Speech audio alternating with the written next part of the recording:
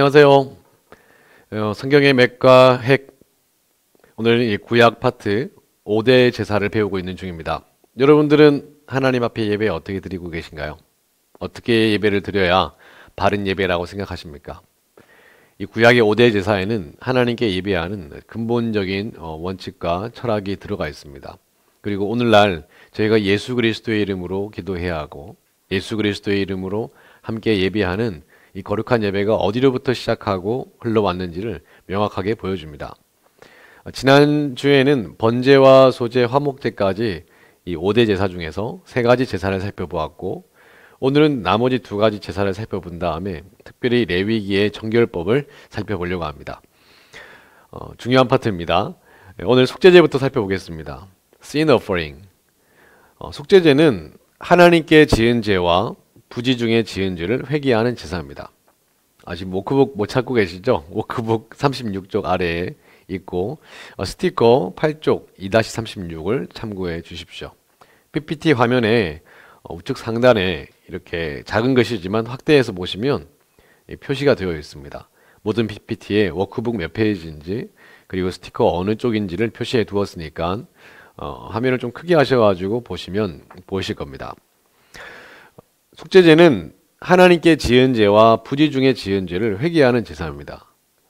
그래서 우리가 하나님께 알고 지은 죄도 있지만 부지 중에 지은 죄도 있다, 그렇죠? 그래서 속죄제는 이 2가지를 함께 포함하는 제사입니다. 이 속죄 제물의 종류는 신분에 따라서 그리고 좀 부한 사람과 가난한 사람에 따라서 조금 제물이 달랐어요. 제사장이나 온 백성, 좀 부유하고 이런 사람이나 아니면 또 리더급 제사장이나 이런 사람들은 수송아지를 잡아서 속죄제를 드렸습니다. 그리고 족장들은 순염소, 평민들은 암양이나 암염소, 형편에 따라서 산비둘기 또는 집비둘기를 드리기도 했습니다. 더 어려운 사람들은 어떻게 했냐? 극빈자들은 고운 밀가루로 하나님께 드렸었죠. 하나님은 그 제물의 크기 이런 걸 보지 않고 마음의 중심을 보시는 겁니다. 근데 하나님은 아시죠. 우리가 얼마나 이 속죄제를 진지한 마음으로 제물을 준비하는지를 아시니까 이거 되게 중요한 하나님이 그 마음의 중심을 보신다라는 것이 더 좀 잘 준비해야 된다라는 의미가 있어요. 근데 너무 성경이 아름다운 거는 극빈자를 위해서 이 제물에 어떤 제물이든 고운 밀가루도 괜찮은 정성만 들어가면 하나님이 그것으로도 받아주신 것이 너무나 감사한 것이죠. 속죄제를 드리는 방법은 이 제사 드리는 사람이 회막문에서 짐승에게 안수합니다. 그리고 제물을 이 안수는 사마크, 축복하는 안수가 아니고 내 죄를 전가시키는 안수라고 말씀을 드렸습니다. 제물을 번제단의 북쪽에 잡아서 피를 제사장에게 건네주죠. 그런데 번제나 화목제는 이 피를 제사장이 번제단 사면에 뿌리지만 속죄제는 좀 달랐어요. 제사장이 피를 먼저 번제단 뿔에 바른 다음에 나머지 피를 번제단 밑에 쏟습니다. 조금씩 차이가 있습니다. 그리고 그 다음에 제사장이 제물의 기름과 콩팥을 번제단 위에서 불사릅니다. 제물의 나머지 부분은 재버리는 정결한 곳에서 나무 위에 놓고 불살라요. 이게 좀 다른 의미입니다. 진박해 가서 태워야 했습니다.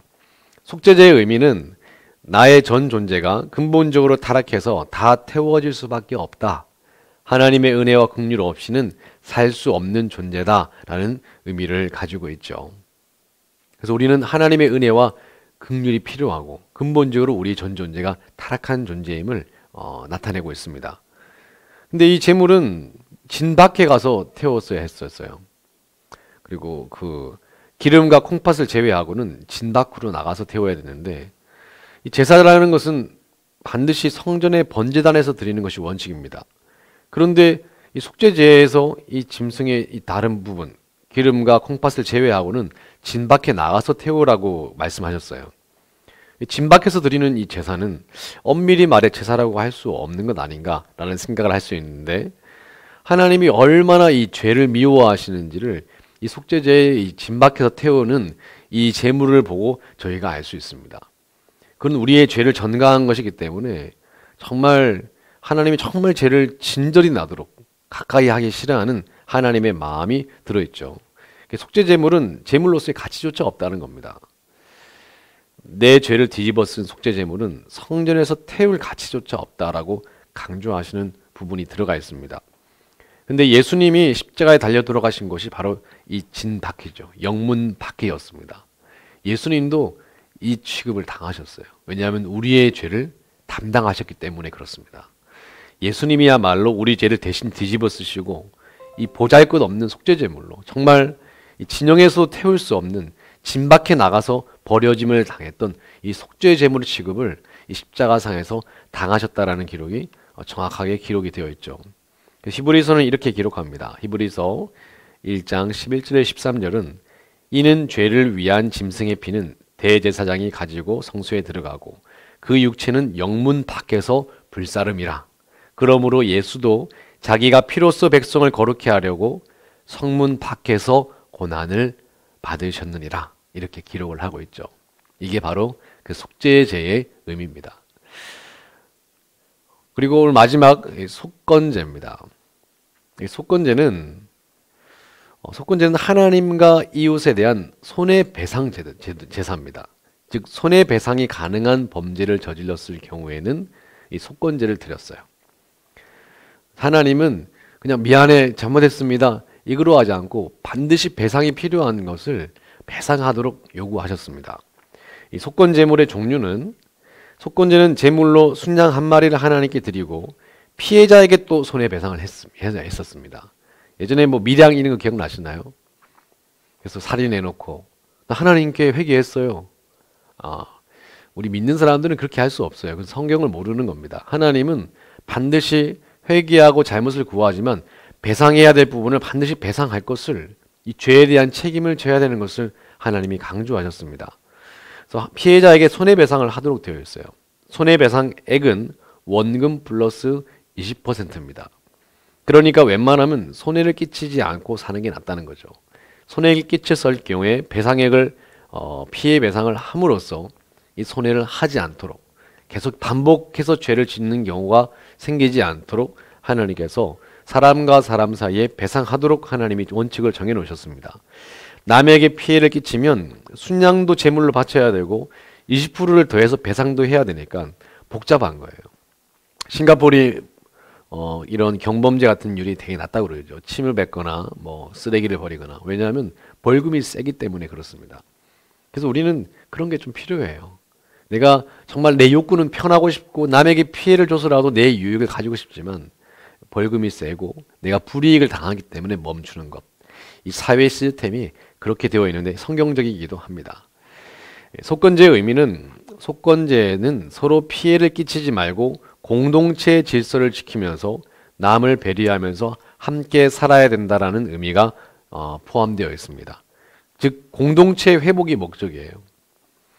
잘못했는데 하나님께만 잘못했습니다 하고 사람 앞에서는 용서를 구하지도 않고 손해배상을 끼치지도 않고 죄를 반복한다면 이 공동체가 엉망이 되겠죠. 그래서 성경은 하나님 사랑과 이웃 사랑, 하나님과 이웃 함께 균형을 이루도록 공동체를 함께 살아갈 수 있도록 이렇게 되어 있습니다. 그래서 균형이 있다는 거예요.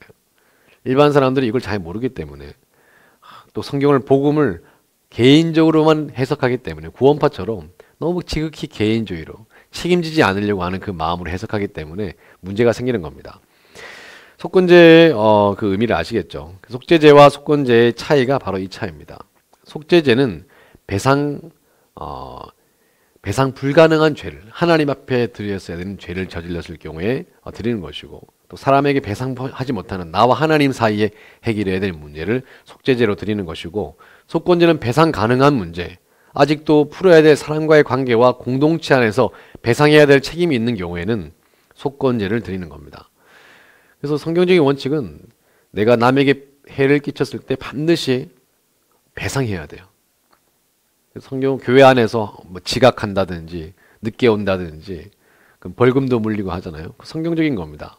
여러분도 이웃에게 손해를 끼쳤을 경우에는 이웃을 찾아가서 선물하고 배상해야 하고 식사라도 하시도록 이렇게 하는 것이 마땅합니다. 친구들에게 뭔가 손해를 끼쳤을 경우에는 미안하다는 말만 하는 것이 아니라 직장인들도 마찬가지죠. 뭔가 직장 생활하면서 뭔가 잘못을 했을 경우에는 반드시 밥도 사야 되고 배상도 해야 되는 겁니다.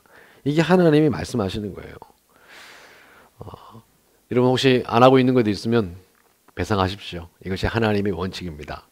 5대 제사 요점 정리를 좀 해보면, 번제는 가죽을 제외한 제물 전체를 불로 태워드리는 겁니다. 워크북 37쪽 아래에 있는 거죠. 보이시죠? 스티커와 5쪽 2-37입니다. 번제는 가죽을 제외한 제물 전체를 불로 태워드리는 것이고, 신분에 따라 제물 종류가 다르다고 했습니다. 근데 사실은 이 의미는 나의 전부를 드린다라는 의미예요. 이 소제는 피가 없는 유일한 제사였습니다. 다른 제물과 그래서 피의 제사와 함께 드리는 것을 보통 했어요. 다른 제물과 보통 함께 드렸고요. 곡식 가루를 기름, 유향, 소금 등과 섞어서 불사르는 겁니다. 이 의미는 나의 가장 좋은 것을 드린다라는 의미예요. 이 고운 가루로 한다는 것은 아주 정성이 들어간 것입니다. 그래서 피가 없는 제사지만 나의 가장 좋은 것을 드린다 하는 의미가 있는 겁니다. 이 화목제는 제물에 기름, 간, 콩팥 등만 불사르고 나머지는 제사장과 제사 드리는 사람이 같이 나눠 먹는 겁니다. 내가 기쁜 일이 있었다든지 내 감사의 제목이 있다든지 이럴 때 하나님 앞에 제사 드리면서 함께 잔치를 하는 것이죠. 이 화목제는 잔치의 개념이 큽니다. 함께 나누어 먹으면서 기쁨을 함께 나누는 겁니다. 그래서 속죄제는 제물에 안수한 다음에 제사장이 제물의 피를 제단에 뿌리고, 신분에 따라서 종류가 좀 달랐죠.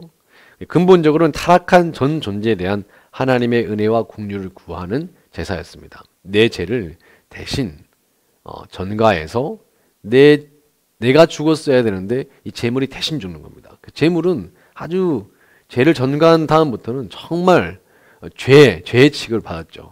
진영 밖에서 불살라야 했었습니다. 바로 예수님이 담당해 주셨던 그 부분이에요. 속건제는 하나님께 드리는 것이지만 이웃에게 해를 가했을 경우에 순양 한 마리를 하나님께 드리면서 5분의 1을 더해서 손해배상을 하는 것, 그것을 말하는 겁니다. 공동체 회복을 위해 드리는 겁니다. 남에게 해를 끼쳤을 때 하나님께도 해야 되지만 반드시 손해배상을 하도록 되어 있어요. 이게 성경의 정신입니다. 이게 성경에서 나오는 5대 제사의 정신이고, 이 5대 제사의 정신이 고스란히 저희가 하나님께 드리는 이 예배 가운데 들어와 있는 겁니다. 지금 저희가 드리는 예배도 이 정신이 들어있는 거예요. 나의 전부를 드리는 마음, 하나님께 헌신한다 그러죠. 그리고 가장 좋은 것을 드리는 마음, 기쁜 일이 있을 때, 감사할 일이 있을 때 함께 주님께 드리고 잔치하고 기쁨을 나누는 이 마음, 그리고 내가 타락한, 내가 죽었어야 되는데 죄 때문에 이 죄로 죽었어야 될 내가 대신 이 사마크, 제물의 안수함으로 제물이 대신 죽는 그 일, 예수님이 그 제물이 되어주셨죠. 주님께 감사하며 십자가를 교회마다 달아놓고 이 십자가 정신으로 주님께 나아가는 거, 그리고 공동체 회복을 위해서 혹시나 한 주간 알고 지은지 모르고 지은지 뿐만 아니라 내가 누군가에게 해를 끼쳤을 경우에 하나님께 용서를 구하고 말씀 앞에 회개하고 즉시 나아가서 해를 끼친 것에 대한 손해배상을 하는 용기, 이것이 예배에 들어있는 의미에 포함되어 있다는 거예요. 그래서 이게 구약의 예배가 아니라 저희가 함께 지금 드리고 있는 예배도 고스란히 그 의미가 함께 들어있는 겁니다. 제사의 강제성을 가지고 좀 분류를 해보면 자원제가 있고 의무제가 있다고 했습니다. 자원제는 본인이 원할 때 자유롭게 드릴 수 있는 제사예요. 의무가 아니라요. 번제와 소제와 화목제가 자원제입니다. 의무적으로 드려야 되는 것이 아니라 번제, 소제, 화목제는 자원제였습니다. 제사장이 아침 저녁으로 드리는 상번제는 제외하고요. 그리고 의무제는 본인이 원치 않아도 범죄 시 반드시 드려야 될 제사였습니다. 본인이 원치 않아도 내가 범죄했다 이러면 반드시 드려져야 되는 제사, 속죄제와 속건제입니다. 제사를 이렇게 또 그림으로 분류하니까 또 새롭죠. 이 구약을 이렇게 한번 정리해 볼 수 있는 레위기에 있는 제사와 그리고 오늘 함께 나눌 정결법, 중요한 파트니까 잘 정리해 주시기를 부탁드립니다. 제사 방식에 따라서 좀 분류를 한다면 들어보셨을 겁니다. 5대 제사의 종류가 번소화 속속, 번제, 소제, 화목제, 속죄제, 속건제인데 성경에 보면 이 5대 제사 이외에도 여러 가지 제사 이름들이 나옵니다. 그건 또 뭘까요? 거제나 요제, 전제는 제사 방식에 따라 분류한 이름이에요. 다른 제사가 아니라 제사를 어떤 방식으로 드리는가 이것에 따라서 이름이 붙여진 이름입니다. 거제는 뭐냐면 들어 올려서 드렸다 해서 거제입니다. 제사 방식인 거죠. 그리고 화제는 태워드린다 해서 화제고요. 요제는 흔들어서 드렸다 해서 요제입니다. 그리고 전제는 화제물 위에 포도주를 부어 드렸다. 전제라고 얘기를 해요. 그래서 전제, 사도 바울이 자신을 전제처럼 드렸다 하는 이 표현이 신약에도 나오죠. 그래서 이 제사 드리는 방식 이 부분을 말하는데 거제, 화제, 요제, 전제로 분류하기도 합니다. 자세한 얘기를 더 많이 드리고 싶지만 성경의 맥가액은 간략하게 정리해 보는 부분이니까 다음에 시리즈 설교로 한번 나눌 수 있을 것 같아요. 오늘은 중요한 파트 레위기의 정결법입니다. 레위기의 정결법은 너무 중요한 부분이에요. 왜냐하면 예수님 당시에 신약과 직결되는 부분이기도 하고 이 정결법을 알 때 예수님의 그 신약에 나와 있던 그 여러 가지 혈루병 걸렸던 여인이라든지 나병 걸렸던 사람, 한센시병에 걸렸던 사람을 다루는 법이라든지 왜 그런 일이 있었는지를 더 정확하게 알 수 있습니다. 레위기를 모르면, 레위기 정결법을 모르면 신약을 정말 깊이 알 수가 없어요. 너무 중요한 파트입니다. 첫 번째 규정은 레위기 정결법 첫 번째 보면 음식 규정이 있어요. 레위기 11장에 보면 음식 규정이 있는데 사도행전 10장에 보면 베드로가 기도 중에 환상을 보는데 하늘에서 부정한 짐승들이 담긴 보자기가 내려오고 잡아먹으라 하는 음성을 듣는 장면이 나옵니다. 보자기 안에 부정한 짐승들은 레위기에서 먹지 말라고 금지된 물품들이었어요. 목록들이었습니다. 전통적으로 유대인들이 이방인과 같이 식사를 할 수 없었던 이유도 레위기의 정결법을 준수하기 위해서였습니다. 그래서 신약시대 하나님께서는 레위기의 음식 규정을 넘어서라고 말씀하셨던 거죠. 그래서 이는 더 이상 유대교 문화에만 매여있지 말고 복음 전파를 위해서 이방인들과 소통하라. 부정한 음식들이 내려오면서 베드로에게 먹으라고 주님께서 환상을 통해서 보여주셨던 겁니다. 그렇다면 어차피 신약시대 때 깨뜨릴 음식 규정이라면 구약에 왜 굳이 먹지 말라고 하셨던 걸까요?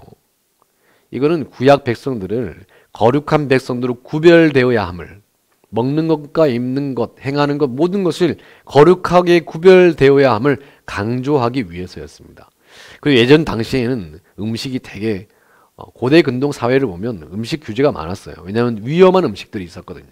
지금은 조리법과 많은 처리할 수 있는 방법들이 있었지만 예전에는 위험한 음식들이 있었고 그리고 그 음식에 따라서 흐트러지고 깨지고 잔혹해지는 부분들이 있었기 때문에 이것이 복합적으로 하나님의 명령 안에 들어 있습니다.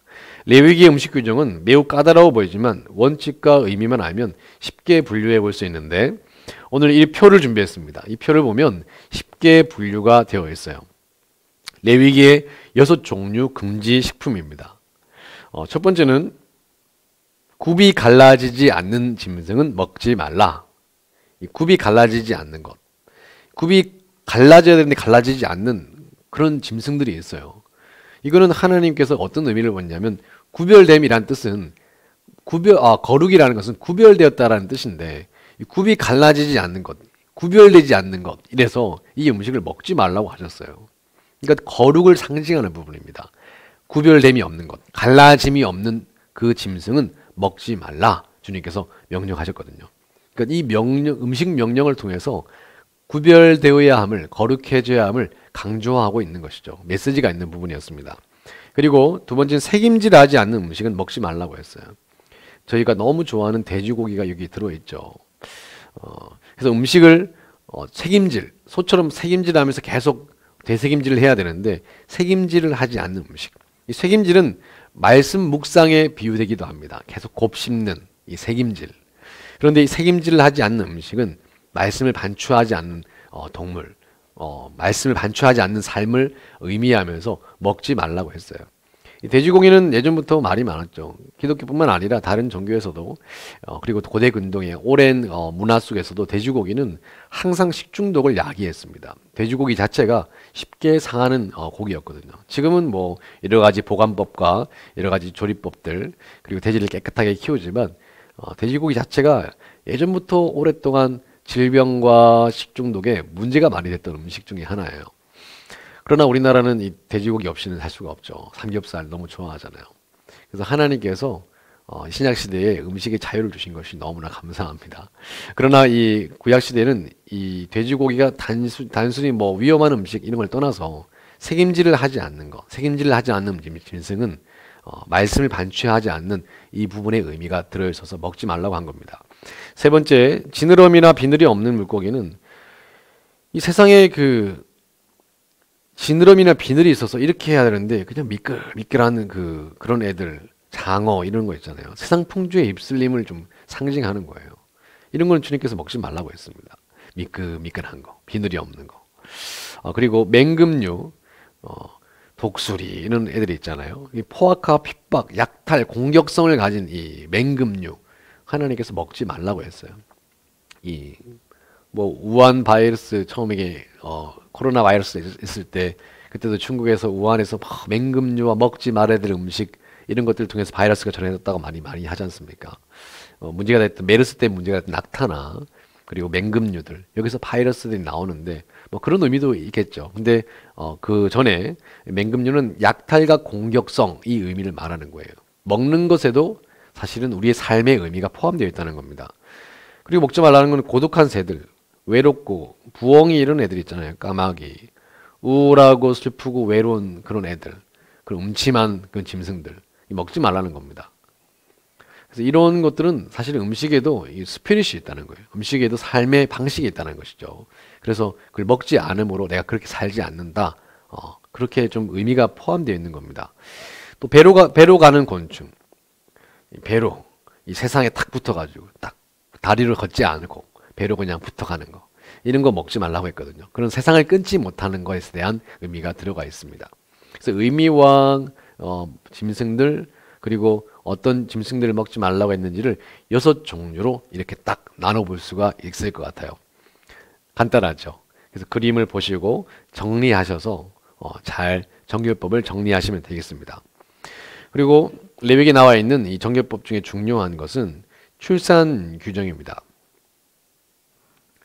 이 출산 규정 레위기 12장이죠. 39쪽 아래 스티커 10쪽 2-39입니다. 이 출산은 매우 자연스러운 인간의 삶의 과정이죠. 그런데 하나님께서 출산한 산모를 부정하다고 하셨어요. 왜일까요? 그것이 우리 인간의 출생으로부터 근본적으로 타락한 존재임을 상징하고 암시합니다. 그래서 출산한 산모는 반드시 정결 기간을 지나야 하는데 그게 남아는 33일, 여아는 66일이에요. 그래서 왜 남자는 33일이고 여자는 66일이냐? 여자는 더 부정한 거냐? 뭐 이런 말도 많이 하는데 사실 뭐 예전 여성들이 남자아이를 많이 낳기를 원했었잖아요. 근데 여아를 낳았을 때 66일 동안이나 더 남들과 구별되어서 스스로 몸을 추스릴 수 있는 기간이 주어졌던 겁니다. 이 정결 기간을 지나고 나면 속죄제와 번제를 드려서 부정함을 씻어야 했습니다. 그래서 먹는 것 그리고 이 출산 이것이 제1 의미는 사실 정결의 의미이기도 하지만 사실 제2의 의미는 많은 학자들이 보호법에 가까운 이 정결법이라는 거예요. 하나님의 마음을 더 잘 알 수가 있는 겁니다. 나병 규정입니다. 레위기에 나와 있는 나병 규정은 신약 성경에 너무 많이 나오죠. 그래서 중요합니다. 레위기 13장 14장인데요. 이 나병의 특징은 뭐 이런 그 PPT에 나와 있는 것처럼 이런 쭉 내용들이 나와 있잖아요. 레위기에서는 특별히 나병에 대해서 엄격하고 상세한 규정을 이야기합니다.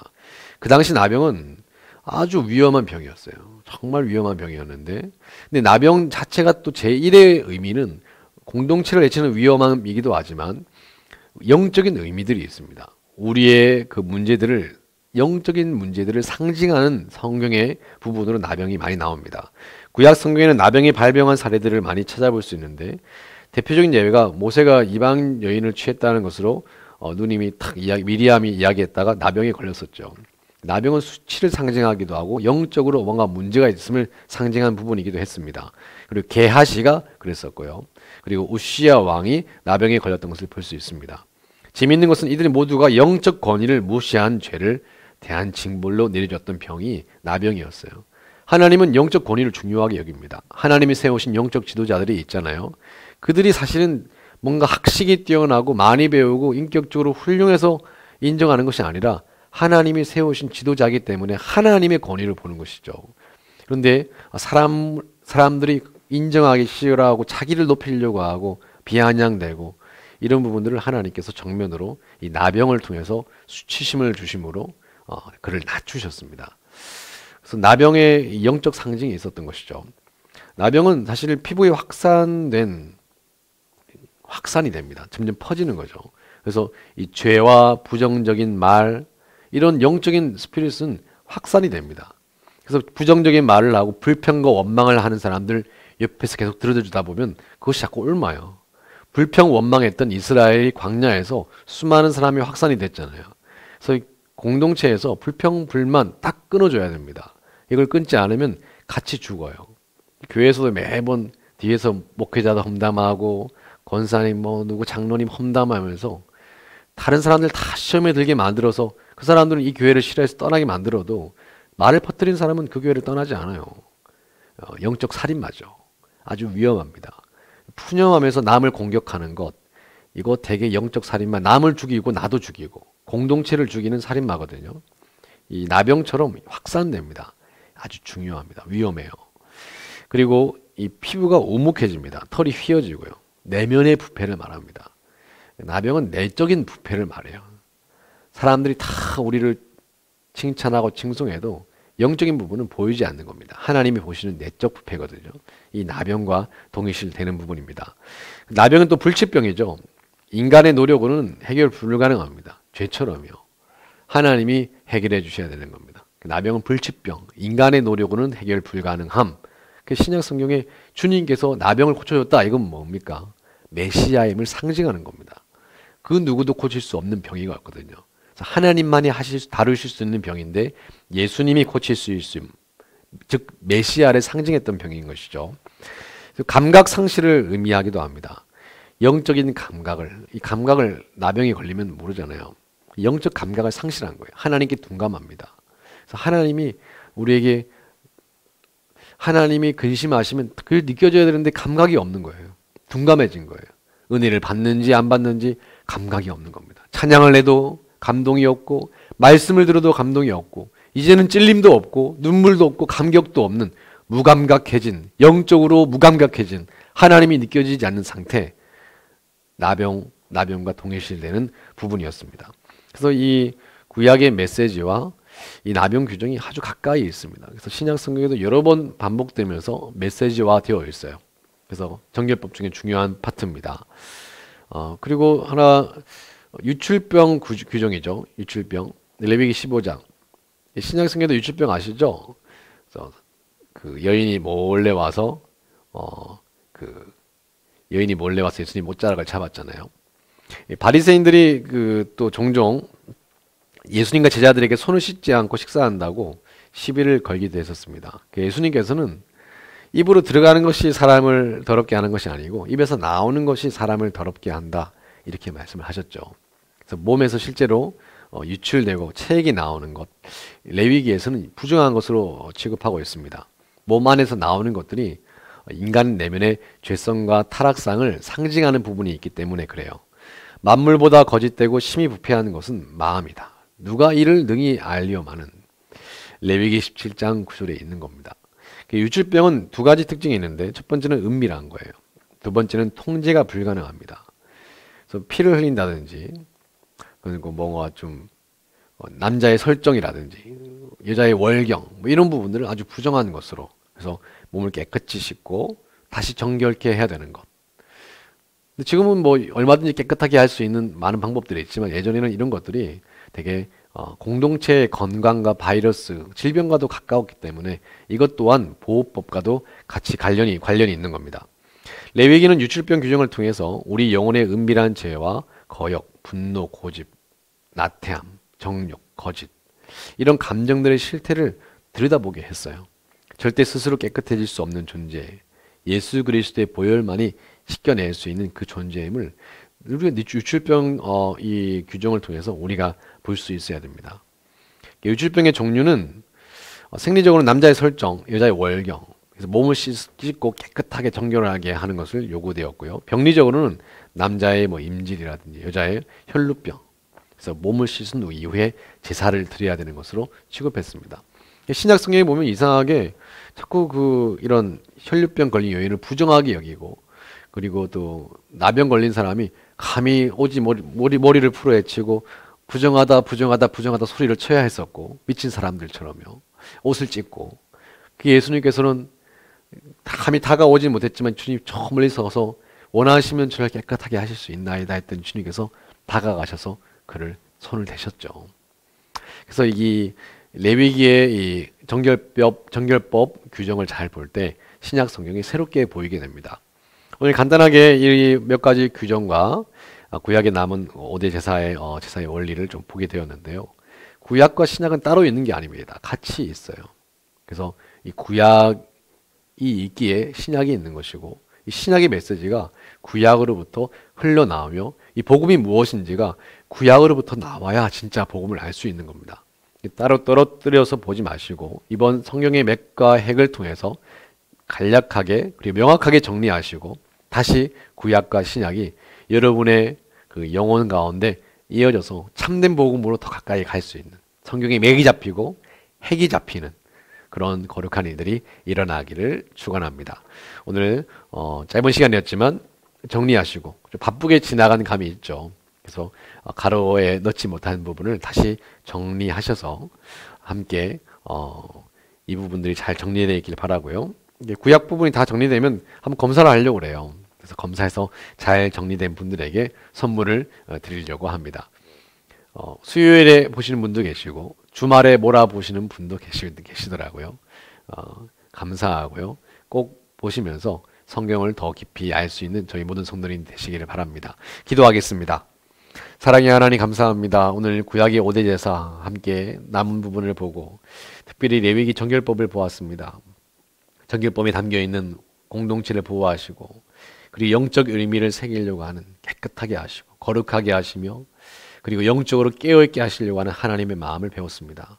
사랑하는 하나님, 저희가 이 혼탁한 시대를 살지만 정결하고 깨끗하게 도와주시고, 눈에 보이는 코로나 바이러스만 두려워하는 것이 아니라 눈에 보이지 않는 이 죄의 바이러스를 저희가 정말 이 죄의 바이러스를 다스릴 수 있는 하늘의 지혜와 정결한 마음과 거룩에 사모하는 마음을 허락하여 주옵소서. 하나님, 오늘 성령께서 더 깊이 알고 깨닫게 하여 주시기를 원합니다. 이 모든 말씀 예수 그리스도의 이름으로 기도드렸습니다. 아멘. 우리 또 다음 주에 만나 뵙겠습니다. 다음 주에 이어서 다음 주는 이스라엘의 7대 절기를 정리하려고 합니다. 이것도 너무나 중요하죠. 그림과 간략한 내용을 통해서 이스라엘의 7대 절기 정리하겠습니다. 다음 주에 뵙겠습니다.